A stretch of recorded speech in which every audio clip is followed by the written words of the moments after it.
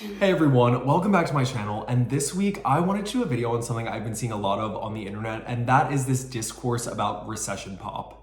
Now, we are only 2 months into 2025, but a lot of people are saying recession pop is back, and that is large in part due to Lady Gaga's newest release, Abracadabra, but let's really deep dive this. What is recession pop exactly? Well, during the global economic crisis in 2008, recession pop was basically a name given to the dance, pop, electronic beat music that was really popular during that time. But more than that, it was a way to describe music that allowed people to disconnect from reality in a way. Things were not great. I mean, the US housing market crashed, the global economy was at an all-time low, and people were wanting to escape, and the way they did that was to go out to the club, they danced, they sang, and thus recession pop was born. This music was really made to make people feel good, and it had infectious beats. It gave people a way to express themselves and find a new way to just tune out from all of the noise. During this time, we really need to think of the fame by Lady Gaga with hit songs like Poker Face, Just Dance, Paparazzi, Kesha bursting onto the scene with TikTok, Katy Perry's hit album One of the Boys was released with Hot and Cold, and I Kissed a Girl. Rihanna released 3 albums during this time. Good Girls Gone Bad, that album Reloaded, and then Rated R, which had amazing bops on all of them, but they all kind of had this dance pop energy. We also need to think about the Black Eyed Peas during this time, and then there were singles like a G6 and Shake It by Metro Station, Love in This Club, Low, Dangerous. It was all made with this intention to go to the club and party. Also, this was kind of around the time where Britney released her experimental electronic album Blackout, which we will get back to later because it has to do with some of the artists from today that I will be comparing it to, but this was a time where artists were really churning out art and music to make people feel good. This really isn't a new phenomenon. Artists creating art when society is kind of in shambles is something that we've seen forever.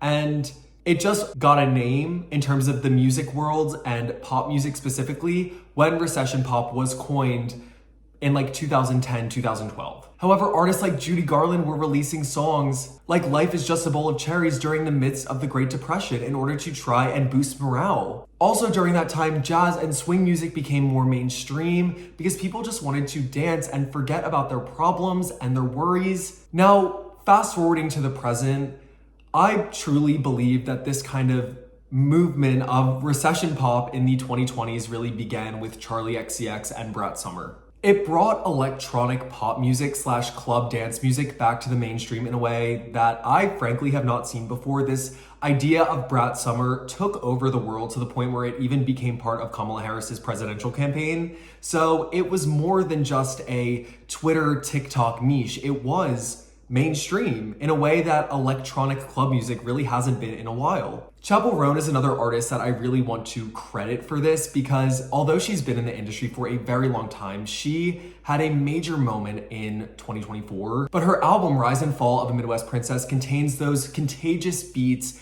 really upbeat tracks, dancey pop, and she was playing festivals over the summer where she was able to bring in the largest crowds out of anyone, because people just wanted to dance and genuinely have a good time, and they were really looking forward to the theatrics of it all. And I think those two things combined really made people think we're so back. So again, in my head, this is really where I think this idea of the Renaissance of recession pop started. But it really started to continue as we finished out 2024 and entered 2025. It was revealed in October that Lady Gaga was going to return to that dark pop sound. She did an interview with Vogue where she said for her 7th album, she really wanted to go back to her roots, to a fame monster, born this way kind of sound. And that made people immediately think, wow, we could be back in 2008 very soon. And then with the first single from this era, Disease, we really got this idea of Gaga going back and exploring how she can modernize her older sound. FKA Twigs also released a few singles before the end of the year from her album Eusexual, which was released in January of 2025. And the entire premise of that album was to explore the European club scene and the dance and electronic beats that people there go and dance to until 7, 8 in the morning. And again, this is another artist who is experimental and wanted to bring the sounds of electronic pop back and create mainstream music with it. Charli XCX also continued Brat Summer throughout the rest of the year by releasing a full remix album with artists like Caroline Polachek, Ariana Grande, Japanese House, the 1975, and so many more. And this album remixed all of these dance classics that we all loved throughout the spring and summer and provided a new way to look at the sounds and the hooks and the beats and everything to prolong this idea of Brat Summer, which I really think helped in continuing to push the mainstream use of electronic beats. Fast forward to 2025 and we are getting some really exciting music news.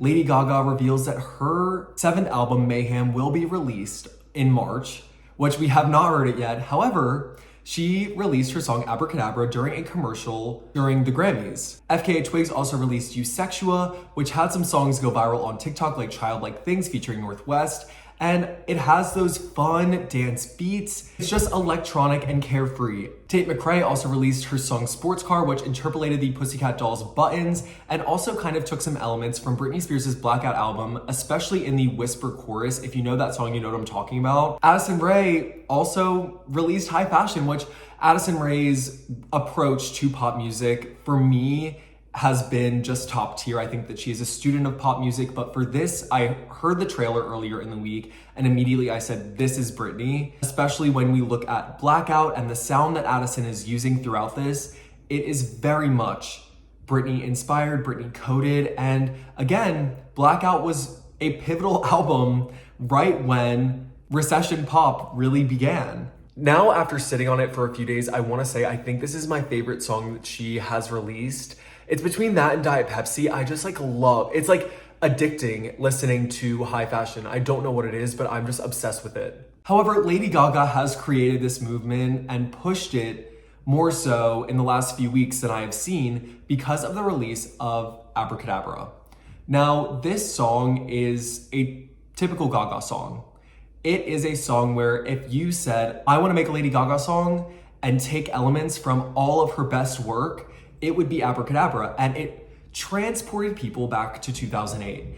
And that is when I started to see a lot more discourse on the internet about this idea of recession pop coming back. A lot of internet users have said that she has reheated her nachos with this one, and the chips are crispy, she has new toppings, the cheese is melty, and it is just that good. I believe this song could have been on a Born This Way or an Art Pop, honestly, but it combines really great elements from all of her albums, truly. The vocals are great. There's a post-chorus that is infectious and it is so Gaga. That beat comes in and it is amazing. It is just a dance floor banger, similar to, a 2008 Gaga hit where she was an artist that kind of came out of nowhere and just skyrocketed to the top. Now she's been at the top for so long, but people were really yearning for her to release a song like this. And when she said that she was returning to dark pop, this is kind of the sound that a lot of people were expecting, and she gave it to us in full force. Not only that, but the music video contains this infectious choreography that people have been learning on TikTok that I've seen a million videos of people doing it in the clubs.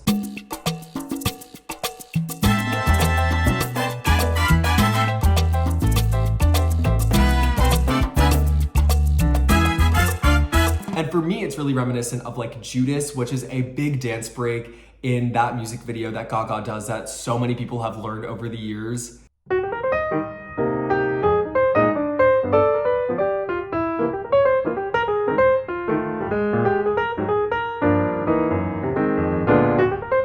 Another thing I really need to point out is that she references Catholicism in this video in a way that felt very old Gaga to me as well. She had that cross on her neck, but it was made out of silver pieces of her face from the Oscars, which if you're a fan of Gaga, you understand her references to the church. And to me, again, all of this felt so nostalgic, but it felt so new as well. It's she took all these elements of her older work and modernized it to create this ultimate dance smash hit. But it also sparked this discussion online, and I think it also has kind of increased in 2025 compared to how it was in 2024 because of the way that the 2024 election turned out.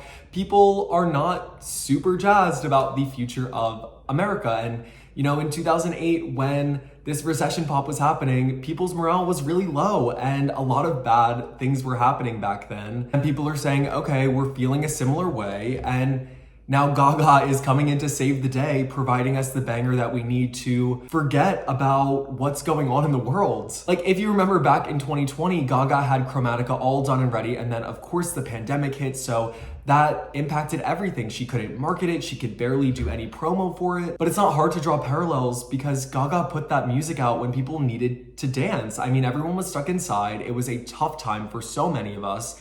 And Gaga released an electro pop album that allowed us to dance from the comfort of our own homes. But because that era was so disjointed, this feels more like recession pop than Chromatica did, because Chromatica, again, was more experimental. And now we're in the mayhem era where it feels familiar to us, but also new. And it is throwing people back to 2008. There are other artists and songs being talked about in this way as well. And when you kind of combine all of them, it makes you think, are we really back to that? This example is the newest collaboration with Lisa, Ray, and Doja Cat. It is called Born Again, and people are saying it could be the 2020s version of a Bang Bang or a Lady Marmalade. That, to me, would be a little bit of a stretch. We haven't seen how it's performed for that long. I mean, it just came out, but it's three pop superstars coming together to release a fun dance song. And again, that is a token of recession pop. Zed also said on the Grammys red carpet that he would love to work with Ariana again. Would you ever collab with Ariana again? Oh, I would love to, in a heartbeat. I would lie if I didn't send nearly every song that I make to Ariana first, but I would love to work with her. I mean, she's one of my favorite singers on the... And of course, him and Ariana released Break Free in 2014, which is such an anthem. And even though that didn't take place in the original recession pop era, I would say that was from 2008 to 2011, 2012. It was something I wanted to mention because it fits that dance electro pop style of music that was really popular. Marina's comeback is another one where people have started to say, we're so back. Because Marina has done some interviews ahead of her new era starting, where she said she really wants to get back to the Family Jewels and Electra Heart sound, which is totally fair. I love Marina so much, and I loved those albums. However, she released this snippet of her new song, Butterfly. And it immediately transported me back. Like, that, to me, that snippet sounds like it could be from something on Electra Heart. And again, that album was released in, I believe, 2012, but Family Jewels was released a few years earlier. So that kind of fits in that same time frame. One thing about a classic Marina song is it has a very chanty chorus, and from what I can tell, Butterfly has that. And again, boom, it fits right back into the vibe of music we are talking about. A fun, feel-good bop with some dance energy. Doechii is another artist that has really started to have a moment, starting from the end of 2024 when she released her debut album, Alligator Bites Never Heal, to then coming into 2025 and winning a Grammy for Best Rap Album. Now, this one is really interesting because Doechii has taken the rap world by storm, but also people have really been gravitating towards Doechii online. And I would say it's similar to the way people went and gravitated towards Nicki Minaj's music in the 2008 through 2010 timeframe. Like, I'm drawing a parallel there because when Nicki Minaj released Pink Friday in 2010, people just wanted to hear all of those songs. Like, a super bass was worldwide. And Doechii, while she's not as big at the moment, people have been creating buzz, not just in the rap community, but in the pop culture community as someone to watch out for. So I'm comparing it to the way Nicki Minaj was taking the mainstream music world by storm with her rap music during the recession pop period. Another artist I need to talk about is Justin Bieber, who is planning a huge comeback for 2025, including a tour and a new album. And whenever Justin does a full forced comeback, it reminds people of the early 2010s and before. It's nostalgic to people, and I feel like I have to mention it in this video because although his sound is not the same, he's not trying to capture the same sound that he had earlier in his career. No matter what Justin Bieber does, it's always going to be rooted in nostalgia from all of his believers because those were the people that were teenagers and younger when they were fangirling and fanboying over him back in the day. So now when he does a big comeback like this, it makes people think of those times and the music that they were listening to Okay, I'm editing this video and I'm popping in to say that first of all, Dev and the Cataracts' Dancing with the Dark was another song that really encompassed that same sort of dance electronic vibe that went really viral and had a moment during this time. And they're actually coming back together in 2025. Their new song releases next Friday, so we are so back. Like, that is another recession pop indicator when those two are reheating their own nachos. I've truly found this to be such an interesting thing to explore because this is not new in any way, shape, or form. But because of the discourse online, I've seen a lot of it on TikTok and a lot of it on Twitter. I wanted to talk about it because it's a really interesting intersection between politics and pop culture and music, because people have always used music to escape. And when it was given that name during the recession period in 2008, it was because things were really bad and there just needed to be a way to explain that phenomenon and put a phrase to it.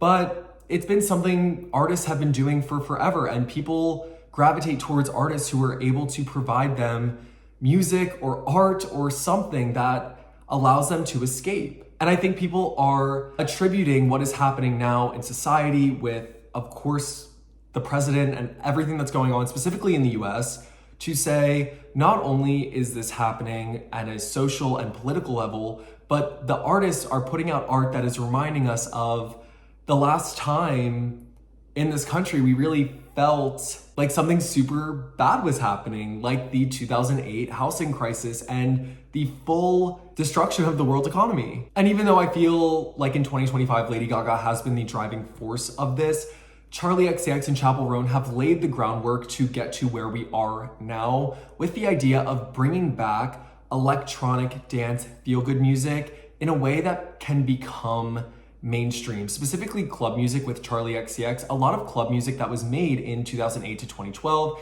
became super mainstream, and they were songs made to dance at in the club. They weren't specifically electronic music the way that Charlie XCX makes it, but it was a song designed to be played when you're out partying. And I really think throughout the rest of this year, we're going to see some more inspired dance music take the world by storm. And I'm really anticipating mayhem. I think it's going to be super nostalgic for a lot of people, and Little Monsters and the general public alike, I truly believe will love this album. I can't wait to see what new artists break through this year, because we are in a place where we are ready to consume a music that lets us escape and just go somewhere different than where we are now. I can't wait to see where we go from here in terms of music. I might have to do a full redo of this video by the end of the year where we know what has happened and who has broken through to see if this trend continues. But I love talking about stuff like this. I have some great things planned for you guys. I ended up switching around my video schedule so that way I could get this one filmed and uploaded because I've seen so much discourse. But stay tuned for some more deep dives. Thank you guys so much for watching. Please like and subscribe. It helps me out so much, and have the best week.